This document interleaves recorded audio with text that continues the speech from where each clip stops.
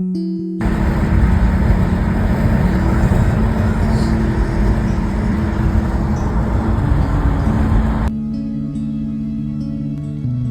kids, have a good day at school. This is crazy.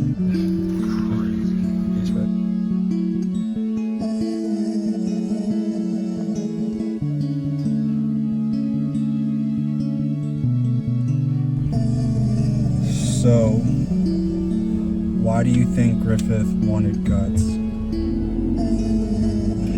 I think Griffith wanted guts because he's a greedy bastard.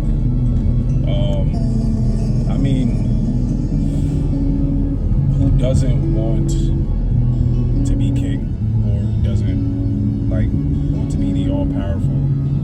You know, he was willing to sacrifice it all in order to be the best, which a person should do, facts. But the limits Griffith went to be the best is kind of absurd, And but when he once he was with the king and he had command of the royal army, he didn't expand at all. He was just fine with the people he started with in guts. maybe he had a more grand scheme. Because think about the necklace. He didn't really need to do anything else because he knew the purpose of the necklace, and he already got what he needed, which was guts. Yeah. Didn't he just got the necklace randomly? Didn't he not know what it did? No, I think he did know. I think he did know. I just didn't think that he was gonna look into guts or discover a person like guts. Right? So, and in order to achieve what he wanted, he would need an army, right? To at least get his foot in the door. I think he got his foot in the door, and although he didn't want to expand the royal army, and he had his own grand scheme in the midst of what he was doing. It's kind of hard to speak on this because it's been a while since I watched Berserk, but from what I've seen about Griffith is that guts, or from how he changed into whatever demon he was. Griffith? Griffith. Mm-hmm. He just needed guts, or he needed somebody similar to guts, somebody with a passion, or I guess a team of people to sacrifice. And I guess he already got that. So I guess the necklace was just my fault. The necklace was like a last resort type of deal. He was on the verge of dying, so you feel me? To have the passion that he had and to be on the verge of dying after being tortured is you feel me? He's just fuck it, let me just play my trump card to just keep me alive. But I think when he was on the verge of dying, it was just it activated. I don't know how it activated, but it just activated. Yeah, I guess the mentality. I guess the mentality didn't kick in, to sacrifice something major. Didn't happen until he realized he was dying. Oh man, I won't be able to, live my passion, to be the greatest or whatever. And on the verge of his deathbed, in that river, wrapped in bandages, freaking when he saw his reflection, he freaked out. Malnourished, yeah, bro. He felt very high of himself. Yeah. He knew for a fact that he was gonna be what he wanted to be in life, whether that's using the little ragtag team he had. They were strong warriors, facts. But I don't know. At some point, he realized he didn't need them. At some point, he realized.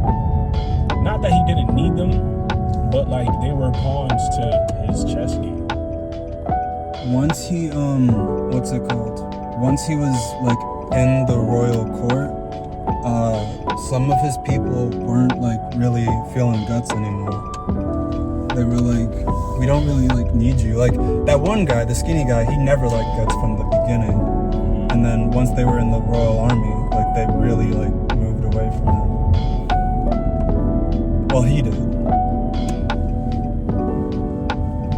see, like I gotta refresh myself, you know, because you're stating some pretty solid points that I have no knowledge of.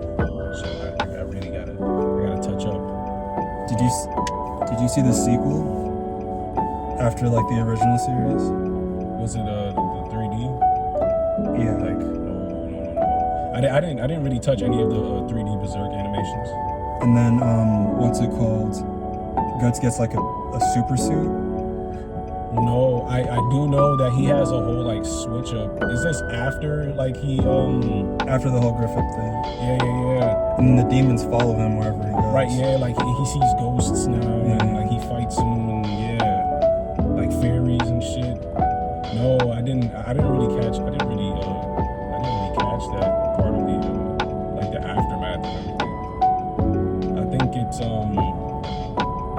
I think where I stopped at, because I watched the classic anime, and I think that stopped like it didn't really go far, bro. It pretty much touched up on like the introduction of Guts and like the arc of him meeting freaking like Griffith and everybody and the girl, and you know like how he grows as a warrior, and you know. I like how in the original one they show how Guts gets the scar on the bridge of his nose. Is that also how he got the damn mark? Or like did he get the mark from He got the mark later on in the series. Okay, you see? That was when Griffith's necklace opened up. Okay. Everybody got a mark. Except Griffith. Guts got one, Casca got one, and all the original militia got one as well. Okay. So that they were sacrifices. So like that's what I'm saying. Like I don't think Guts ever was a good person. I think I like the way he played it out though.